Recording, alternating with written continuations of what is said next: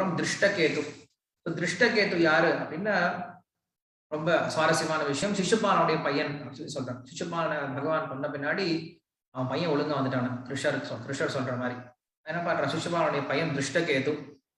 திருஷ்டகேது வந்து சேடி அப்படின்ற ஒரு பிராந்தியத்தை வந்து ஆட்சி செஞ்சுட்டு இருந்தான். சேடி அப்படின்னு சொல்றது இன்னைக்கு சொல்லக்கூடிய மத்திய பிரதேசம் சொல்லி சொல்றோன்னே அது சேடி அப்படின்னு சொல்லி சொல்றது.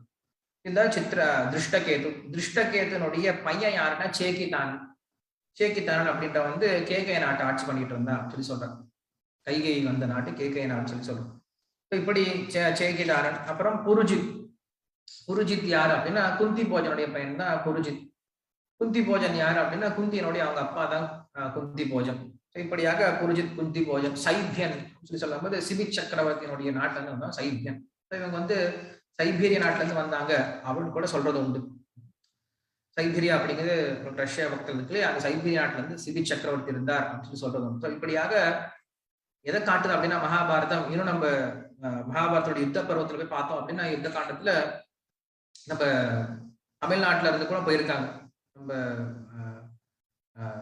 திராவிட தேசம் அப்படின்னு சொல்லக்கூடிய இடத்துல இருந்து கூட நம்முடைய 3 முக்கியமான ராஜாக்கள் சேர, சோழ, பாண்டிய இவங்க 3 பேர் என்ன இருக்காங்க அந்த மகாபாரத யுத்தத்துல ஈடுபட்டு இருக்காங்க அப்படின்னு சொல்லி சொல்லப்படுது.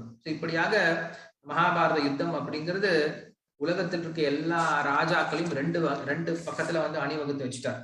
ஒன்று தர்மத்தை நிலைநாட்டுவதற்காக விருப்பமுடையவர்கள், இன்னொன்று அதர்மத்தை போல இருக்கக்கூடிய தர்மத்தை தர்மமாக காட்டக்கூடிய போலியான ராஜாக்கள். இப்படி 2 விதமா பிரிச்சுட்டு 2 பேருக்குலாம் என்ன பண்ணார் அப்படின்னா ஒரு யுத்தத்தை ஏற்பாடு பண்ணி எல்லாத்தையும் முடிச்சு கட்டிட்டார் கிருஷ்ணர். கிருஷ்ணர் வந்தவருடைய நோக்கம்